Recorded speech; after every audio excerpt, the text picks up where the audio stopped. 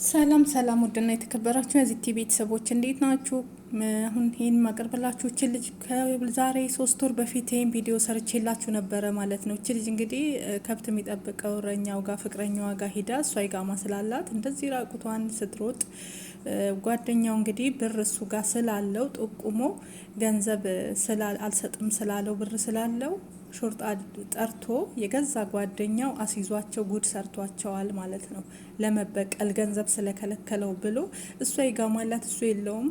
በግ እረኛ ነበረ፣ በግ እየጠበቀ እዛ ቦታ ላይ ሂዶ አስይዟት ነበር። አሁን ደግሞ ፍርድ ቤት ቀርበው ነበረ። ፍርድ ቤት እንግዲህ ተፈርዶባቸዋል። ልጁ 18 አመት ፍርድ ተፈረደበት። እሷ ደግሞ ይጋማም አላት፣ ለእሷ 6 አመት ተፈረደባት ማለት ነው።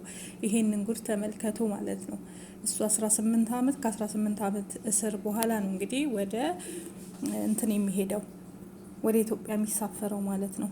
ለእሷ ደግሞ 6 አመት ከ6 አመት በኋላ ነው እንግዲህ እሷም ወደ ሀገሯ የምትሳፈረው ማለት ነው። ሁለቱም ተፈርዶባቸዋል። ይሄን ያደረገው ማን ነው ለምንድን ነው በምትሉት ደግሞ እንግዲህ ሀበሻ ጓደኛው ነው። ሀበሻ ለሀበሻ ምቀኛ እንደሆነ በስደት ላይ ተመልከቱ። ከዚህ በፊት ይህን ቪዲዮ ሰርቼላችሁ ነበረ። እሷም ጥፋተኛ ናት። እሱ ኢጋማ ስለሌለው እሷ ስላላት ከመዳን ቤት ኢጃዛ ብላ ወጥታ ቅን እያለች እዛው ሂዳ ነበር ስራ ቦታ። ለሱም ጦስ ሆነች። ጓደኛው ደግሞ አብረው የሚሰራ አለ። እሱ ገንዘብ ስለከለከለው እሱ ጋር ገንዘብ ነበረው፣ ገንዘቤን ስጠኝ በማለት ይጣላሉ።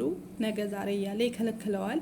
ይሄ ደግሞ ይህንን ነገር ያውቃል። ልጅቷን ልክ አምጥቶ ሲያስገባ ያይና ወዲያውኑ ፖሊስ ይጠራና በተኙበት ሰዓት ላይ እነሱ ባላሰቡበት እዛው ያስይዛቸዋል ማለት ነው። ይሄን ያደረገ ሀበሻ ነው እና በጣም ያሳዝናል። ይሄን ይመስላል እንግዲህ ያያችሁ፣ አርፋችሁ ብሰሩ ጥሩ ነው ብዬ አስባለሁ። ሁለተኛው መረጃ ደግሞ በጣም በሚያሳዝን ሁኔታ በቀደም ስትደበደብ የነበረችው በአረብ ሀገር፣ እስኪ ያዳምጡትና እንመለስ። ለደሞዟን አላገኘች፣ ተደበደበች፣ ተደፈረች፣ አበደች።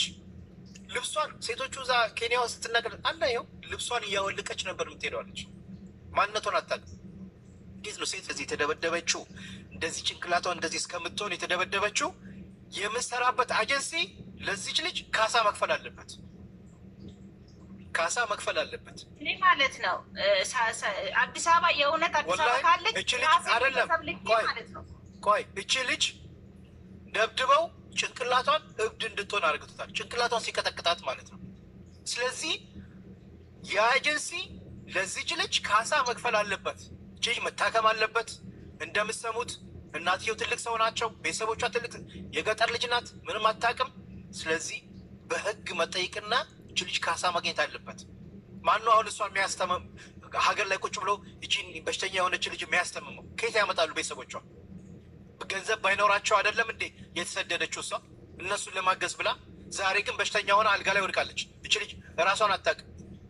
ምስካሬ ያቺ ኬንያዋ ገኔዋ እንደደበደባት ቤት ውስጥ እያወራች እንደምትሄድ ልብሷን እንደምታወልቅ ተናግራለች። ቪዲዮ ማስረጃ አለን፣ በጣም ብዙ ማስረጃ አለን። ስለዚህ አሁን እች ልጅን ወደ ሀገር ብቻ አይደለም መላክ፣ ሲልኳትስ ምን ሰጥተዋታል? ምን አግኝታለች? ደመወዟ ተቀብላለች?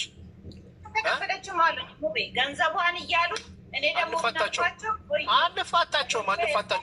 ላረጋግጥ ብዬ ነው። ኢትዮጵያ ላይ ህግ አለ፣ ኢትዮጵያ ላይ ህግ አለ። እዚህ ያለ የላካት ኤጀንሲ ትሰማኛለህ? የላካት ግለሰብ እንደምትሰማኝ አውቃለሁ። ከመሬት ፈርፍሬ ጎልግሌ አመጣለሁ፣ እመነኝ፣ አመጣለሁ።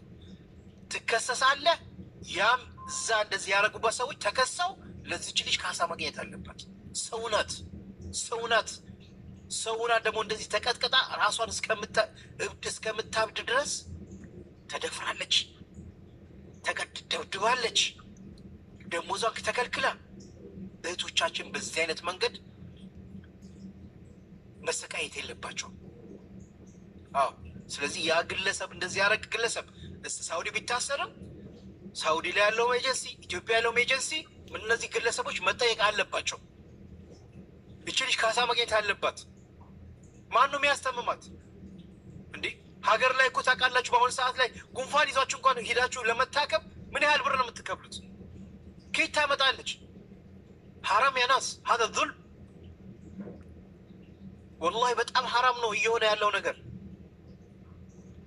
ሀገር ካሉ ሴቶች ግማሹ እንደዚህ ይሰቃያል እየተደበደበ መከራውን ያያል። ግማሽ ደግሞ እንደዚህ እየባለገ ስም እያስጠፋ ሀገር እንደ ሀገርም እያዋረደን በእስር ቤት ይቆያል ማለት ነው።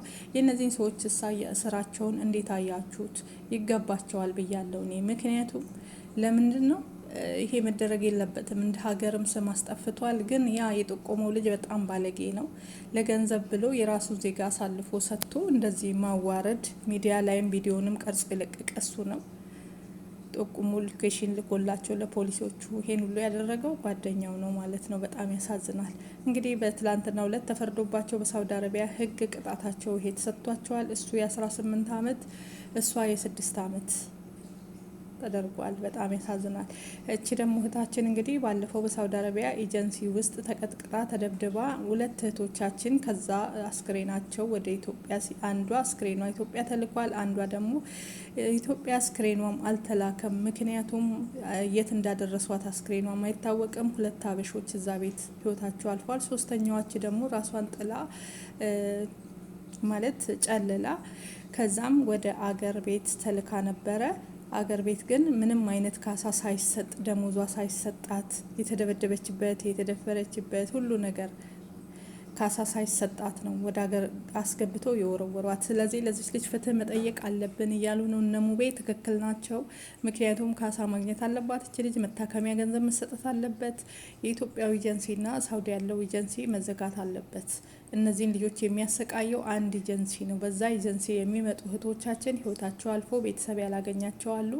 አንዷ ከድጃ ብቻ ናት ህይወቷ አልፎ፣ ሌላዎቹ ሁሉም እንዳለ የሴትነት ጥቃት ደርሶባቸዋል። እዛ ኤጀንሲ ውስጥ እንግዲህ ጥቃት ያልደረሰበት የለም። አንዳንዴ ከመዳም ቤት እንደመጡ አረገዙ ሲባል እንዴት አረገዙ እንዴት እርግዝና መጣ የሚባለው ምን እንደሆነ ታውቃላችሁ? ለመናገር እየፈሩ እንጂ እህቶቻችን በኤጀንሲ ውስጥ ራሱ ቢሮ ውስጥ ያሉ ወንዶች ናቸው እንዲህ አይነት ነገር የሚያደርሱባቸው።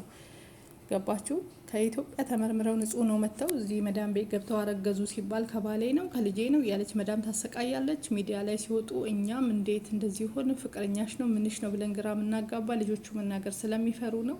በአብዛኛዎቹ ጥቃት የሚደርስባቸው የት ነው ካላችሁ በኤጀንሲ ውስጥ ቢሮ ውስጥ ነው ይሄ ነገር እየተደረገ ያለው። ስለዚህ ፍትህ ለእህቶቻችን፣ በተለይ ደማም ላይ ያለው እህቶቻችንን ህይወት እያጠፋ ነው ያለ። የብዙ እህቶቻችን ህይወታቸው ተቀጽፏል። በሽተኛ ሆነዋሉ። ሽንታቸው መቆጣጠር አይችሉም። እህታችን እንግዲህ ሳራ ነው ምናምን ስሟ ብለዋሉ። ሽንቷን አትቆጣጠርም አሉ። ራሷን አታቅም። እንደዚህ ስትሆኑ እንግዲህ ሸፋፍ ነው ወደ ሀገር ብቻ ላኳት። ገንዘብ የለ መታከሚያ የለ አላሳከሟት ምን አላሏት። ከባድ ነው። ስለዚህ ይሄ ነገር ሊታሰብበት ይገባል ማለት ነው። ድምጽ መሆን አለብን ለእያንዳንዳችን። ለነዚህ ለታሰሩትም እንግዲህ እግዚአብሔር ያስፈታቸው። የሀበሻ ምቀኛነት ተመልከቱ። ጓደኛ ምረጡ። ምንም ይወደኛል ብላችሁ ሀበሻ ጓደኛችሁ ቢሆን እንደዚህ አይነት ነገር ውስጥ አትስሩ። ዛሬ እነሱን በእስር ቤት ያደረገው ይህ ጓደኛው ነው። ለገንዘብ ብሎ አሳልፎ የገዛ ወንድሙን ሰጠ። ለ18 አመት እስር አደረገው ማለት ነው። በጣም ያሳዝናል።